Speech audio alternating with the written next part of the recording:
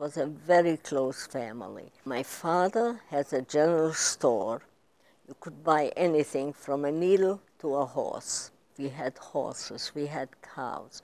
We just lived a very, very comfortable life. One day they send out a note, Jewish children can no longer go to school. The Jews are being gathered and put into ghettos, and that they're being killed. Out comes this tall man with the shiny boots and with a rubber stick in his hand. I see his face, I cannot erase it. This is Dr. Joseph Mengele. I said, what is that horrible smell? She said, these are your parents burning. As you went through the shower, they went through the gas, and they are burning now. It was the most horrible, it was like sitting shiver the first day and the days after.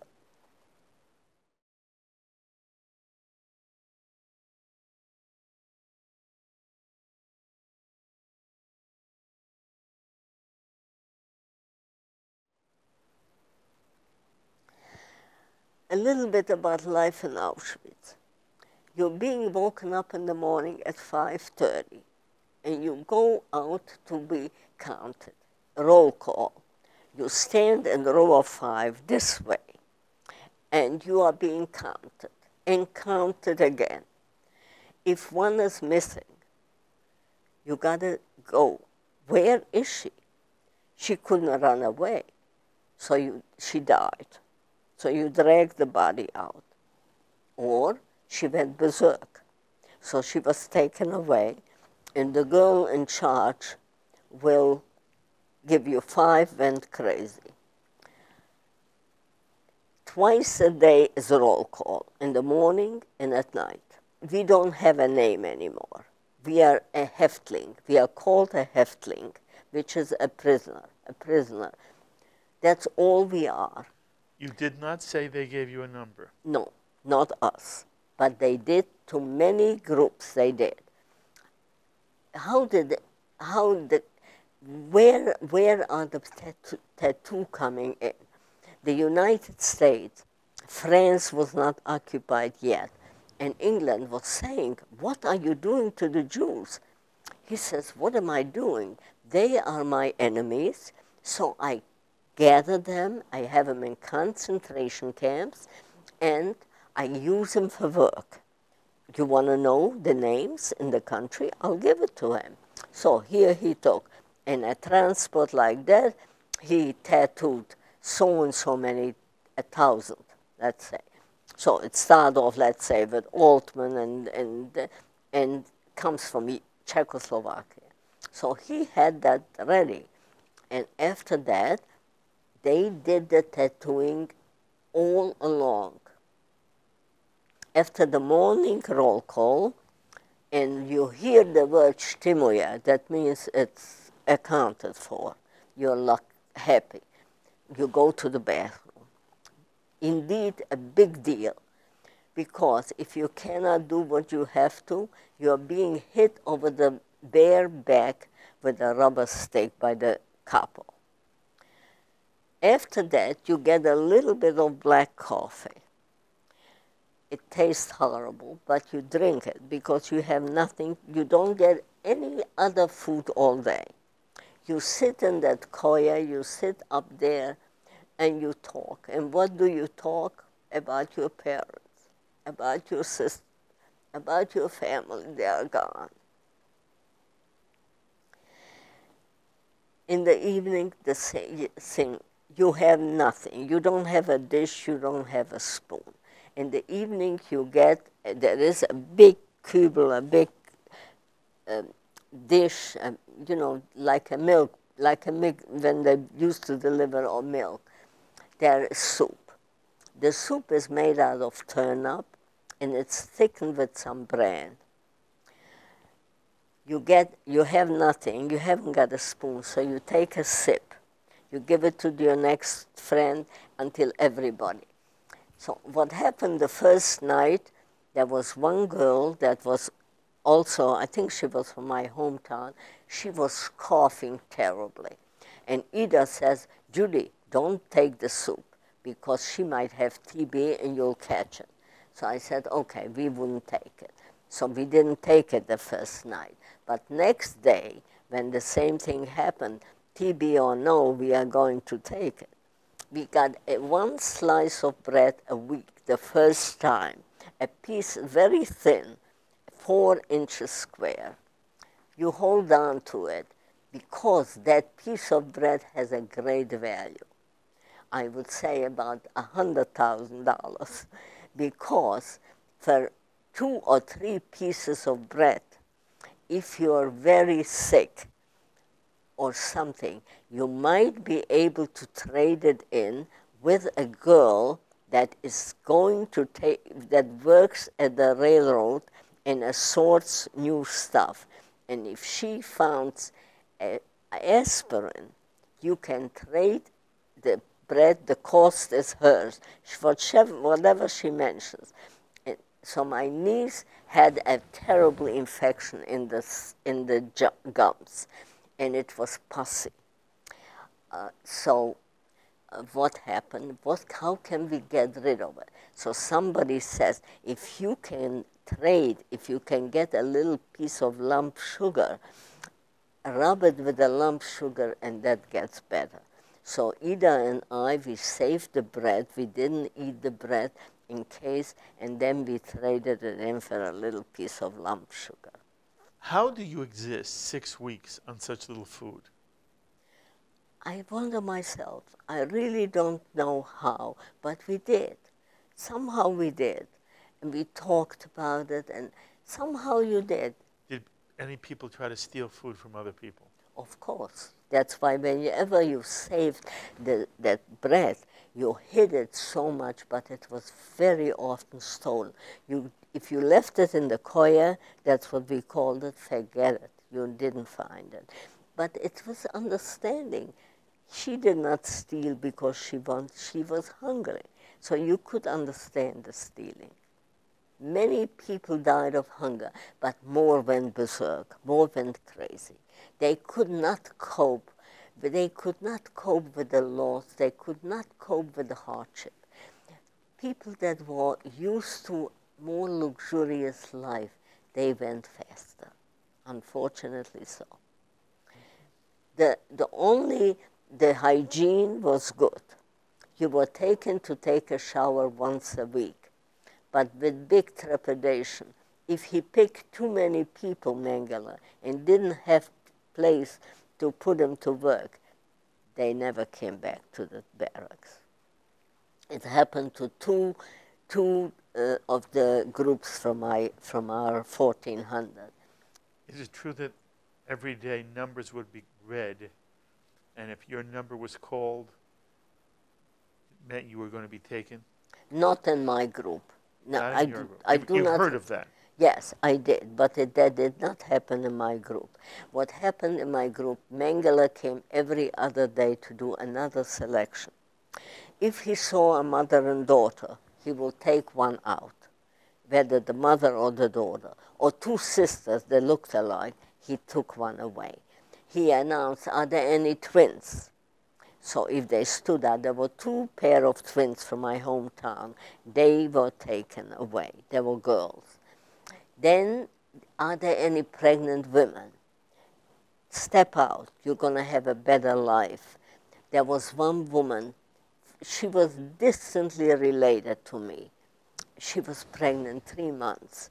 And she says, in the row, she said, I'll go. Maybe we'll have a better life. Maybe I'll be able to give birth.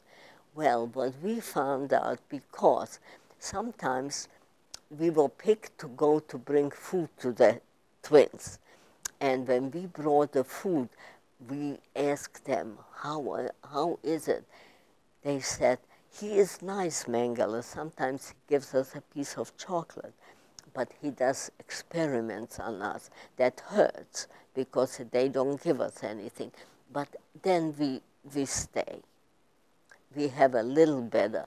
The pregnant women never endured longer than a few weeks because they did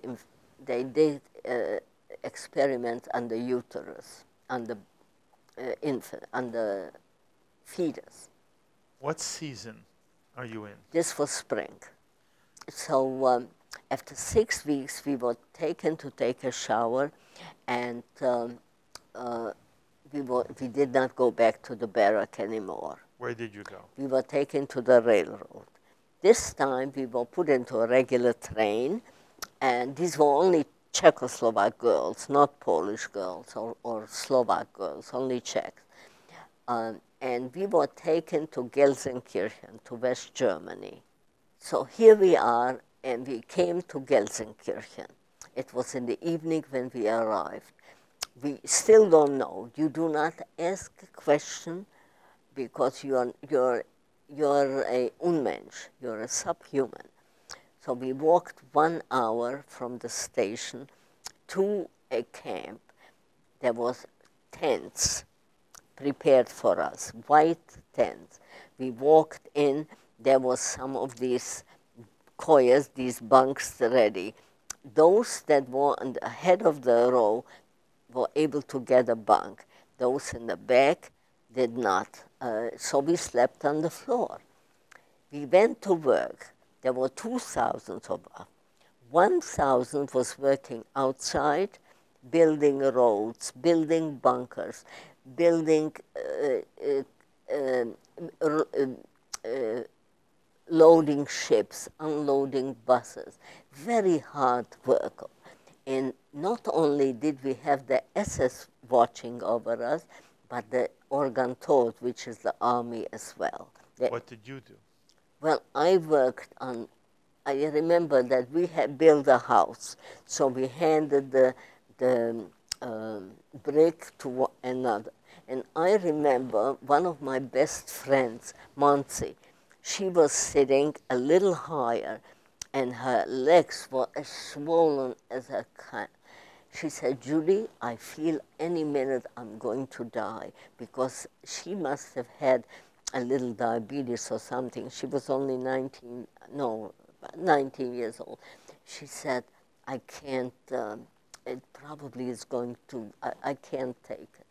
I said, "Hold out another 2 hours. We have no time. We don't know what time. We don't know what day it is. We have absolutely no idea." So we worked day shift and night shift. If you work day shift, when you come home, at this point you already have a dish and you have a spoon. What a treasure, in a blanket. So you get a bowl of soup. A little anecdote I have to tell you. One of the girls from my hometown, her name is Anna. She got the privilege of distributing the soup. This wasn't the first day, but at one time. Oh, we come there, and Anush is going to distribute. So my niece is after me in the line, and I come with the dish. And I said, "Anushka, can you go a little deeper, maybe a little thicker?" "I will not." I said, "Anushka, why wouldn't you?" She says, "Because your brother Manny dumped me for another girl, and I am not going to do it." So I said, "Okay, if I survive and I see my brother ever, I'll tell him." But that was my story with Anush. Anyway, we worked day shift, 1 week day shift, 1 week night. The nights were worst. It was cold and freezing, but you have to work. So if you work at night, in the morning you get the big meal. So there you already have. You get a bowl of soup. There is 1 boiled potato in there and 1 slice of bread in the beginning, a day. You get a little bit of water, like the little bottle. You have to, that water is deducted for the coffee. They take that off. That you can wash your face, which you have allowed 3 minutes to wash your face. And the rest of it you can hold on to. You can drink from it, but save it up for when the dress gets so dirty, you have to wash it. So you borrow from other girls, and then you have to pay back what a little water can mean. Are you still only wearing a dress with no underwear? Nothing. Occasionally, the Red Cross sends some underpants. So you go to Anush again. Anush, can I have a pair of panties? I told you not to come to me. I said, okay, so give it to Ida. No, none of you. She was terrible, but some girl got for me, so she said, can I have two? So she gave me one, and for Ida to have, I mean, anyway, it's hard to believe. So there we were. We went to work day and night except Sunday. Sunday, we were taken for the amusement of the SS women and men. We were taken to a playground, and they were sitting on the bleachers and eating peanuts and drinking beer.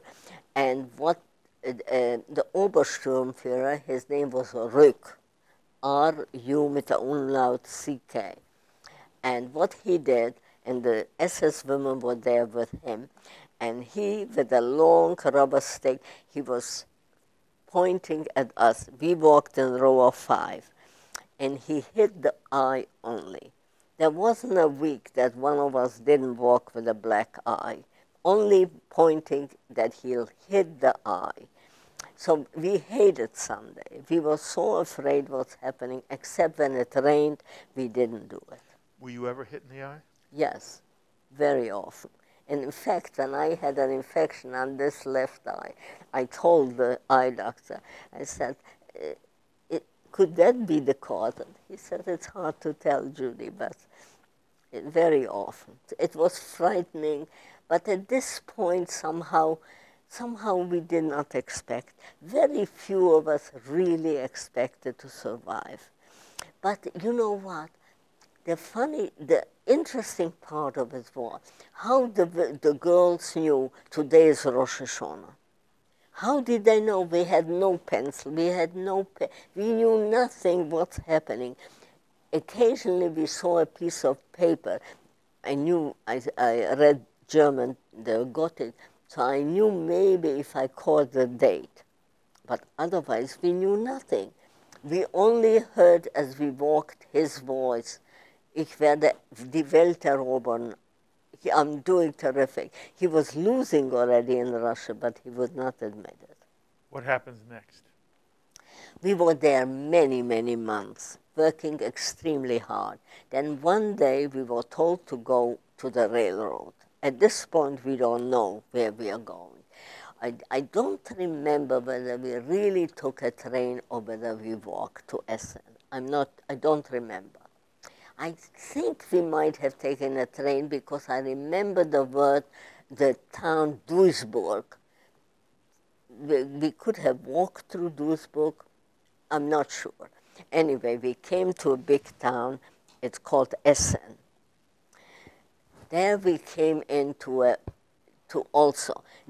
there we stayed in a barrack. The barracks were occupied prior by Italian prisoners of war.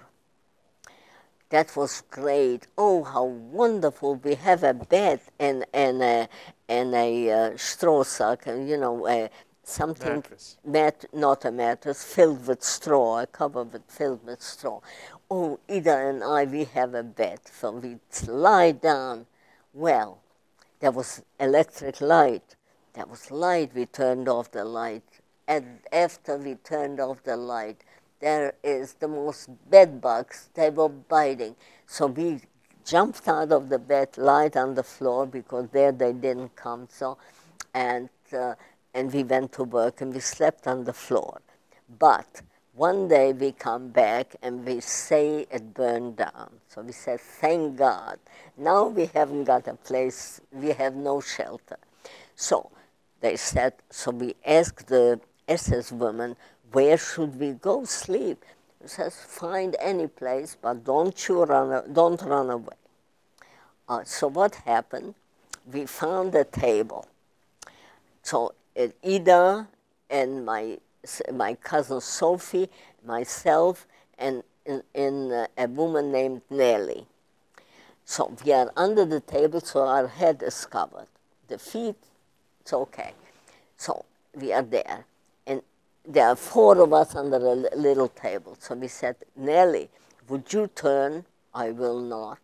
So Nellie wouldn't turn, so all of us cannot turn. Well, Nellie survived, and she was in Israel. And they said, if anybody catches Nellie, they're going to kill her for what she did to us in Essen. Anyway, in Essen, those that worked outside in Gelsenkirchen worked now in the factory, and the others worked outside. What did you do? This time I work in the factory. So I worked in the factory. I put in very heavy pieces of iron. It gets hot. I hand it over to the next girl. What happened to me? One afternoon, a piece of iron fell on my left wrist, and it broke. Well, it swelled up. It was hurting terribly. All right. The next day is a transport with pregnant women and sick people. So I said goodbye to Ida, to my cousins, to everybody, and I said, okay, tomorrow morning I'm going. So in the middle of the night, somebody taps me on the shoulder. She said, komm du Kleine, the SS woman Erika. She says, I said, ist es schon Zeit zu gehen? Sagt sie, frag keine Frage, don't ask questions, come. She puts me in her car and takes me to Essen to the hospital, and they put on a cast. I said, what do I need a cast? Of course, my German is fluent. Next to Czech, this is my next best language. She says, don't ask questions. On the way home, back to the camp, she stopped off a group, and she said to Miller, Mr. Miller, I need this girl. She speaks many languages, and if the work has to be done in Hungarian and Russian and Polish and Czech and whatever, the girl doesn't know German, so she doesn't understand what you want. So if she is being taken away, your work will suffer. He said, okay, what do you want? She said, I want a letter. She gets the letter, she comes back, hands it over to Rück, and he says, okay, she can stay. So Erika saved my life. Mm-hmm. Had I known Erika's last name, I would have done anything. But would it have helped? Which German woman would have admitted that she was an SS woman? So I couldn't find her, but when I came back to Germany in 2014, and I spoke in that area, I said, if anybody knew a young woman, Erika, and if she is alive, tell her that I'm grateful for what she has done. You're now in this camp working in the factory. Correct. This is also not a death camp. No. Essen was a work camp. There were many, many Häftlinge, Jewish, that were there. Are most of the people you're with Jewish? All of them are Jewish. Not until later. Later, at one time, in Essen, there was a transport of Polish women only, and they too went to work. However, they still wore their jackets, their coats as they were taken from their home. Mm-hmm. Subsequently, they were part of the death march as well. Okay. Oh, do they have their hair? It grew in, and if it was grown too much, we were told that came a guy and they cut it. Because in a way, cutting the hair was almost better.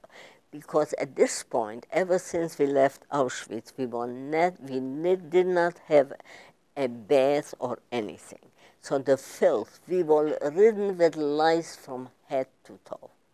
The lice were unbelievable. They were that big. It was incredible. When they took off the cast, the skin was eaten up all. It was the most horrific thing. If you ask me what was the worst, I would say the hunger and the lice. Judith, how does somebody survive this? There was a question I would say, in my case, I answered that God wanted it. I felt many days, I said, dear God, how can you endure it? But then the sun came out. Oh, I made it another day. We literally bargained from day to day. What happens next? We were in Essen again. We are diminishing by the day. There's a little wagon coming every morning to pick up dead people. And there is a time where we almost say, oh, great, she's gone. Not because, to begin with, if she was able to get somewhere a pair of shoes, we take her shoes. It is a terrible thing to say, but it is, we take the shoes, or we take that extra dress to wear. But it is so hard to understand, even myself, I say, how could we have endured? In Ida is taller than me, and you would think she's the stronger one. She is not the stronger one, unfortunately. And mentally, she is not. I must have inherited my father's philosophy. It can get better. And I feel that believing in God helped me. Did you cry during this period? At this point, you don't cry anymore. Because? You just don't cry anymore. I don't know whether the tears are gone. You just don't cry. You just sort of become hardened. What happens next? Now we are in Essen. We are told we have to go on the death march. They didn't use the word death march. We are going on a march. We don't know where. We have no idea.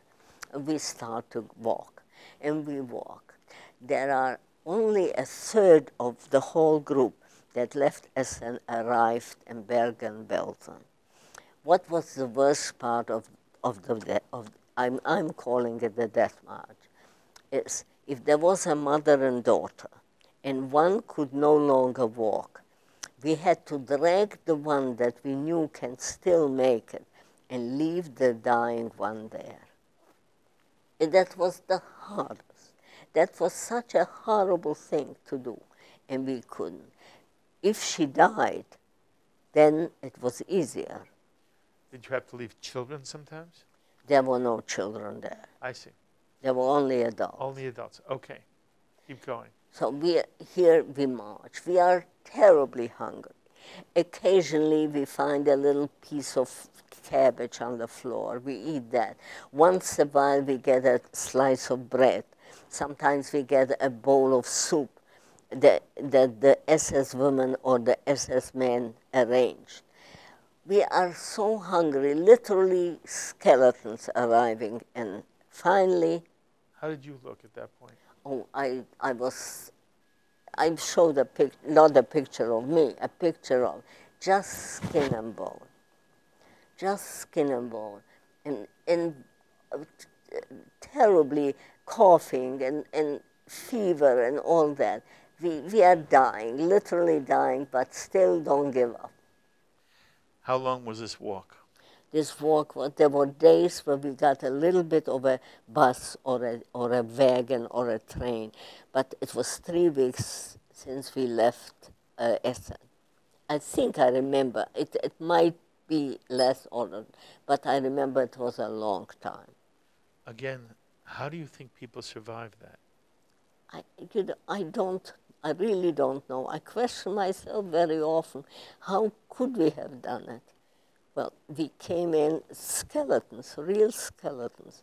It was very difficult. No, the shoes broke already. Sometimes they were able to get some shoes and we stole from the person that died or so. But it was very difficult. If you ask me what I had on my feet when I arrived in Bergen, I don't think I remember. Bergen Belsen is a death camp. So now you're being taken to a death camp. Well, there was no crematorium there. We arrived in a place, we don't know the name of it. We come in, it was a little bit of a hilly thing.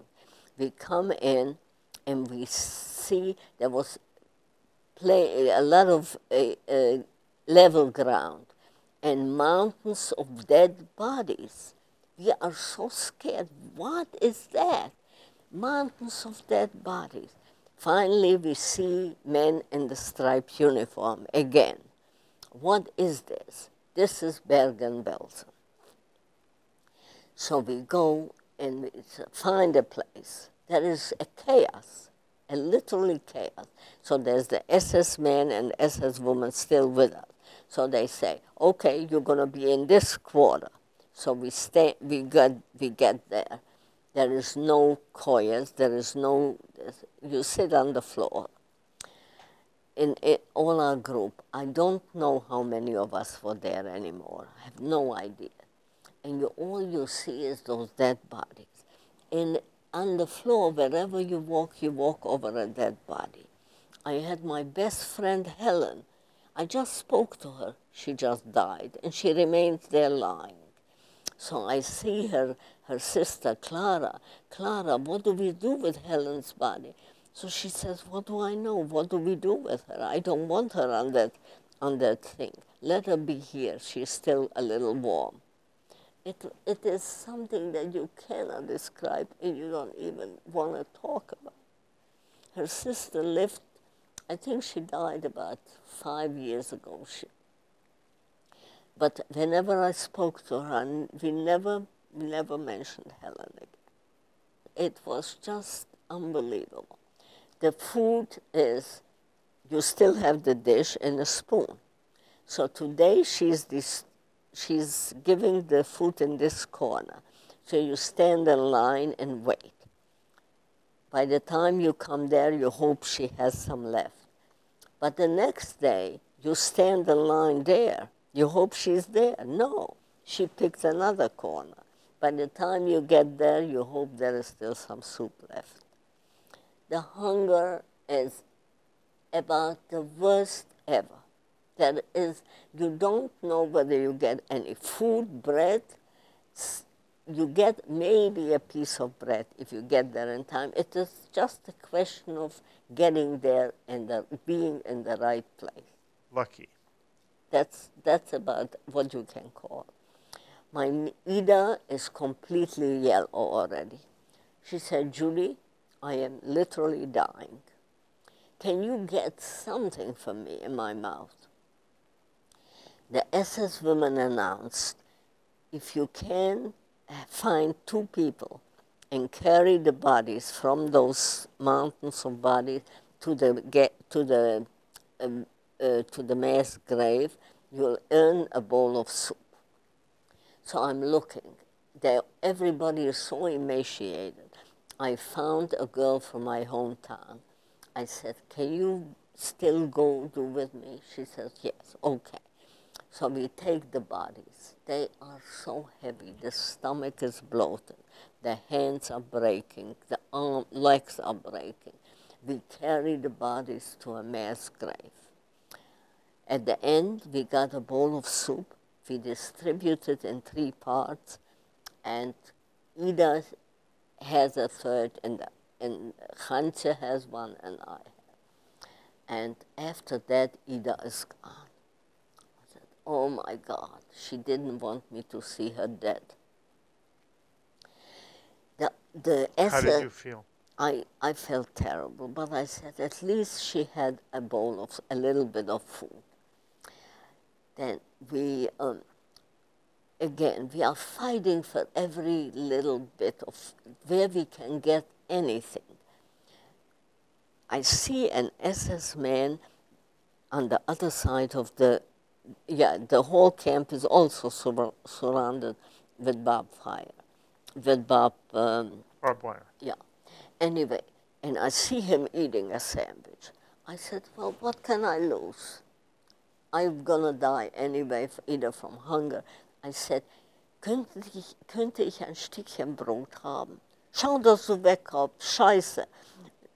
See that you disappear. Shit, so to speak in German.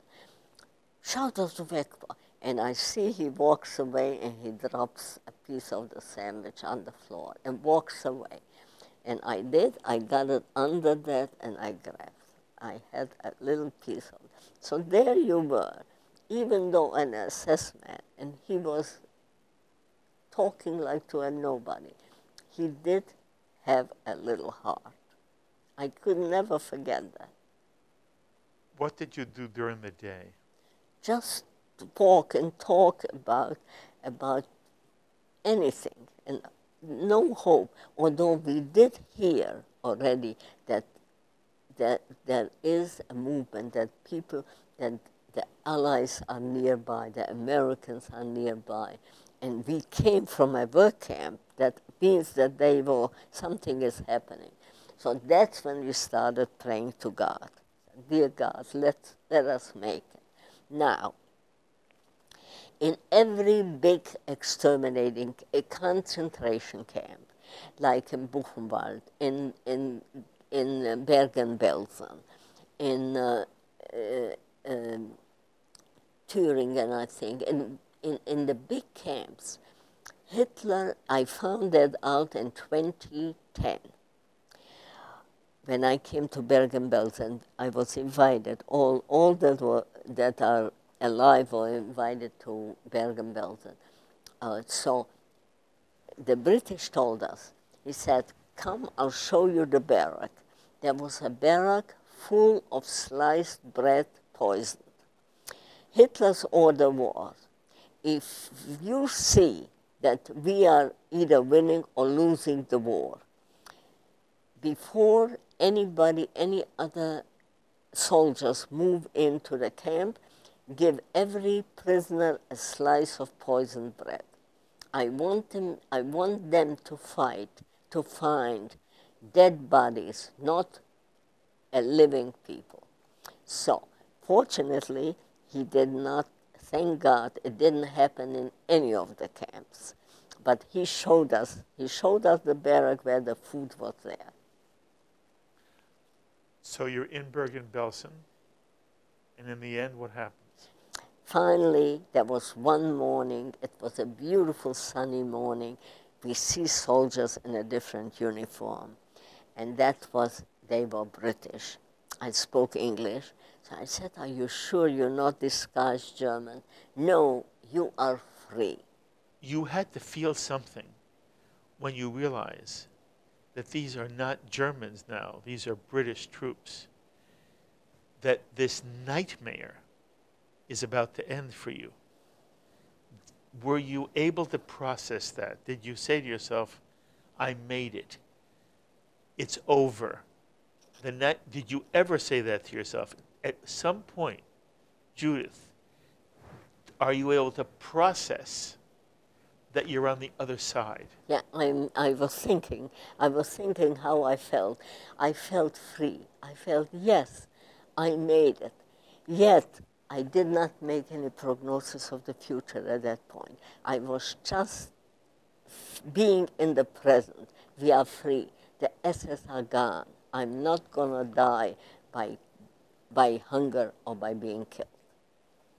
I feel wonderful. And I talked to him. I said, you're sure? And then he keeps reassuring me, yes, you are free. They gave us all the food they had. They could have done everything. Of course, our stomach was all shrunk. We could have eaten a rock. They gave us all the food, and more people died. Thousands of people died that day and the following 2 days. Of course, that part of the camp had to be taken away. It was ridden with typhoid. We had fleck typhoid, black gray spots all over our body. They took us, they converted churches and schools to hospitals. You see these soldiers coming. Yes. And you ultimately speak to one. Yes, I did. In what circumstance? Well, I was already very weak. There was a Captain Paul, and I said, you are really sure that we are free? Yes, you are free. He says, I said, I'm terribly, terribly sick, and I'm so hungry. And he says, could you hold out a little longer? Because there is a dying person. I want to know his name and the country he comes from. So I held out, but the fever was very high. And then I woke up about 4 weeks later from the typhoid I had. That was, but it took 1 whole year to cure me. Where did you wake up 4 weeks later? In a room, and there I looked around, and my niece was alive. What a wonderful thing. So now they give us a choice. You can go back home to your country, or you can stay in Germany in a what they call it, DP camp? DP camp. Or there was a Swedish Count Folke Bernadotte, and he invited thousands of people to go to Sweden. Ida wanted to go home, hoping she'll find Ijung, who was killed 2 days before liberation. I said, I'm not going home. I know my parents are dead.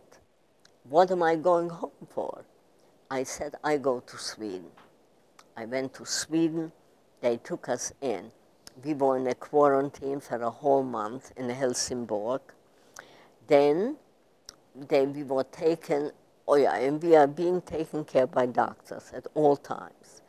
Then we were taking a certain amount to Skåne, to Göteborg.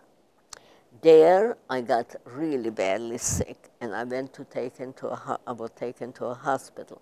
There I was treated I had pleurisy. It wasn't TB. It was water in both lungs. I was there. It took practically a year.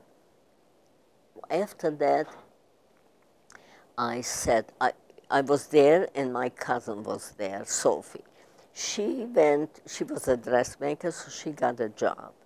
I said, I'm going to go to school, and I had a chance. No, I had no money at all. At this point, I already got my brother, and he sent me some packages. And then I went to school. I learned my profession. I'm a technical writer and designer for profession, and I went to school. At night, I went to school. I learned the language. And I had to wait 3 years, because the Czech quota came 3 years for me to come. I came to the United States, and my grandmother was still alive, and she looked at me. She says, Rissa, that was my mother's name, Rissa, the Bestu. I said, yeah, Mama. I didn't tell her. She lived another 2 months, and then she died. I said, why should I tell her about her daughter? And of course, I lived with my brother in the Bronx. He lived in a 1-bedroom apartment. He had, at this point, 3 children. And of course, I was so happy. What are you talking about? 1 bathroom, so great, a bathroom, and food, and yes, no, wait, from Sweden. While I was in Sweden, my brother Ira survived. He was in the Czech army, and my sister-in-law was hidden at in the south of France with her 2 children. And so my sister-in-law, when she took one look at me, I was still very skinny. She fed me breakfast at 10 o'clock, cheesecake at lunch. I became a size 14. When I came to America, my sister-in-law said, Judy, that doesn't do in America. You got to go on a diet. I said, on a diet? I dieted enough. Well, anyway, I went on a diet, and I'm about the same size I was then. And of course, wonderful. I've met my husband. How did you meet your husband? It was a very hot summer in 47, July. And I go to Dr. Waltuch. He was a Viennese doctor. And I said, Doctor, I must be sick again. I said, I don't feel good. I'm perspiring. He said, Judy, no, you're not sick. You're just not used to humidity. Go to the country, you'll feel better. I said, to the country? I haven't got any money. I'm earning $18 a week, and I have to, at that point, I took a furnished room. So he says, don't you have family you can borrow? Okay, I borrowed from my uncle $100, and he says, okay, Judy, you don't have to pay it back. I wanted to pay it back $5 a week. And he says, no. Anyway, we come and we stay in a beautiful hotel with Viennese food, and in the afternoon we come out and there are two guys, and you play ping pong? Of course, I never knew what ping pong is. Well, anyway, 6 months later we were married, and he was a chemist for profession. He worked for American Cyanamide, and we have 2 sons, and wonderful life. So, did you ever blame God? No, I never blamed God. The only time I had, which was a very unpleasant thing, where I live now, across from me is the yeshiva. And I met a person there, and she said, I never heard your story. Could you tell me? And I did tell her in short, just walking with her for a little bit. And she says to me, you know why, Judy? You know why this happened? God punished because you are not observing the laws. I said, fine, you can blame it on me. But what did my 3-year-old little niece and my 7-year-old little nephew do? She says, well, that's the sins of the parents and the grandparents. And this is why. I said, I do not agree with you, but God helped me, and I am here to stay. And a very common question is among the students, after Judy, Mrs. Altmann, after what you went through, do you still believe in God? And I said, yes, I do, because there was a mission for me to do. It's to educate children what hate can do. This was a Jew who said to you, God punished you? A rabbi's wife. She truly believes that. Are you bitter? I am not bitter, thank God. I have all the reasons to hate. I was robbed by my youth. I was robbed of my precious parents. I was robbed of my sisters, nieces, nephews. But hate only destroys me. The hate, the one that carries the hate. The person that I hate isn't there. He doesn't care. So by hating, only destroys myself. I use my energy to do what I feel is best, to educate people what hate can do, to educate children. I do many things. In the beginning, as soon as I stopped working, I helped people. If they couldn't write letters or they do visit sick people, I still do whatever I can in my building. If I can help anybody, I do so. And I get the pleasure out of it, and hopefully I help others. There are survivors, many who cannot talk. They don't tell the story. And they are in some way emotionally crippled, and they have emotionally crippled lives, and their children, the second generation, have enormous problems. To what extent did you suffer any emotional crippling? And do you feel in any way your children were burdened by the fact that you are a survivor?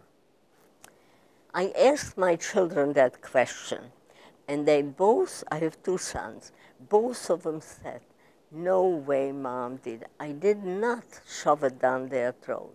I did not say when I was your age I didn't have any food, I didn't have any shoes. My husband was not a survivor. He was in a way. He left his home, Vienna, in 1939. But he came here with his parents, and he was fortunate. But I don't think, I hear that the second generations feel that they are suffering. Probably there might be some psychological feeling. It's very possible. My children say that they don't. On the contrary, they say, no, Mom. And my granddaughter, every time she says, Mom, Grandma, tell me more. Tell me about your Rigo, your horse. Tell me about your school.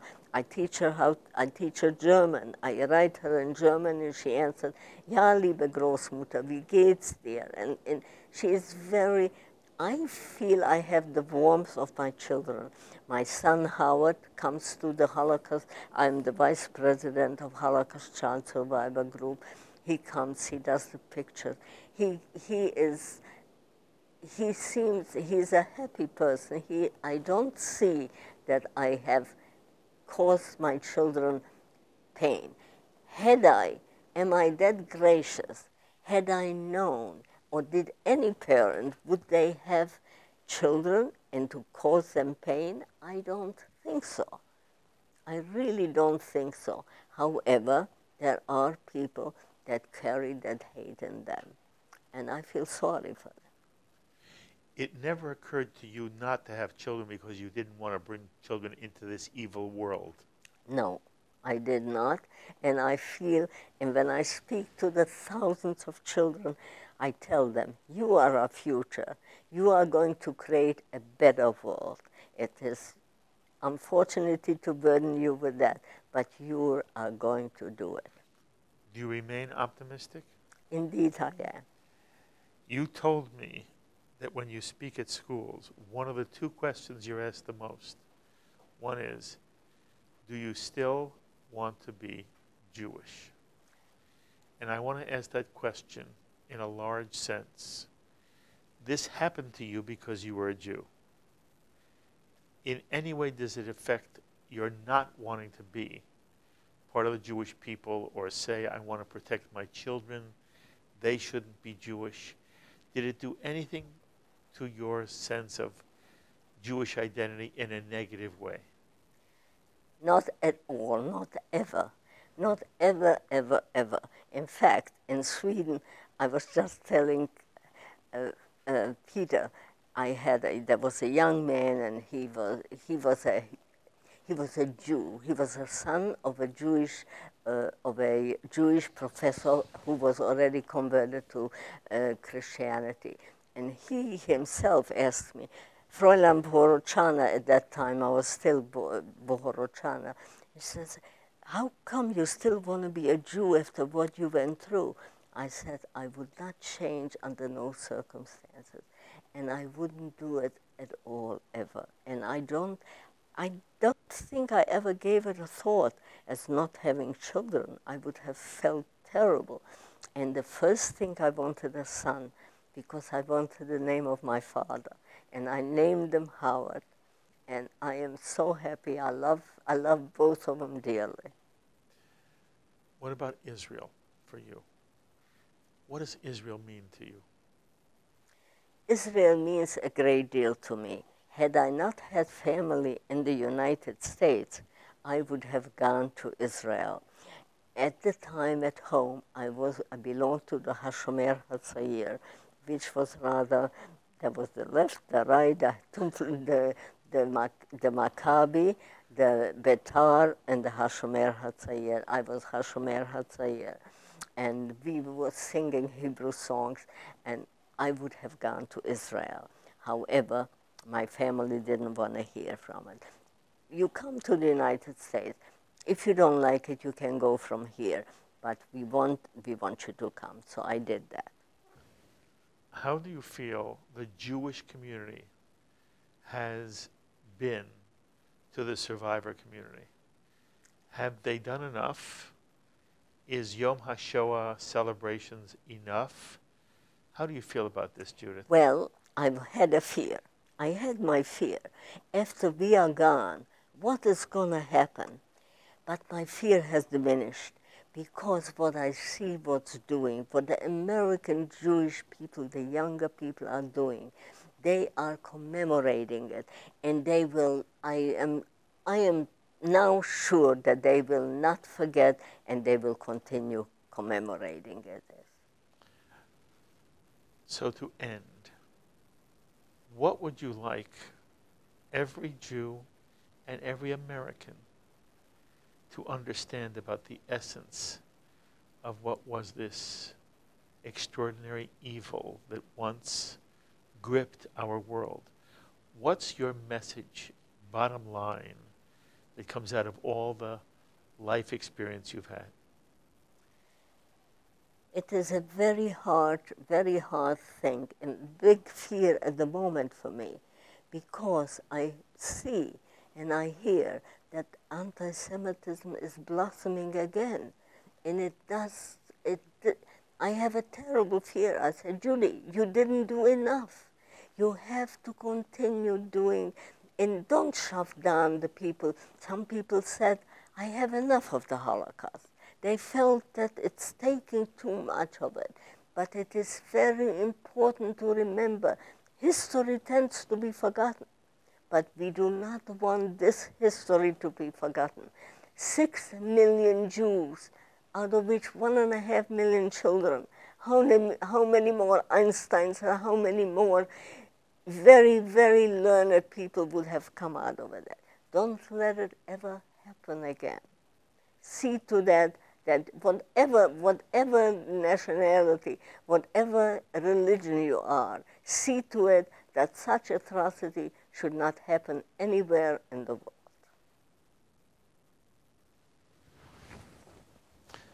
Thank you. I love you very much, and you know, you make an extraordinary contribution. Thank you. And you have done so for years, and you're going to continue to do it for years. I wish you to 120 and more, and I hope there are many times that we can be together. Thank you so much. I love you, and you are very special. I remember.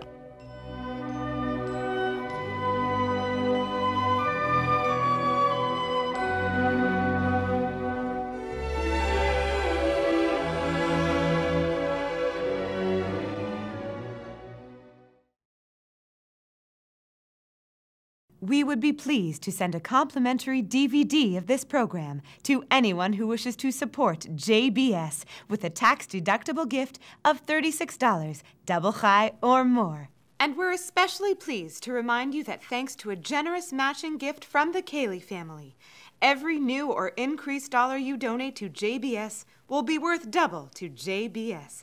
Simply visit the JBS website at jbstv.org and click on the Donate button to make a donation by PayPal or your credit card. And please, indicate the program for which you would like a DVD.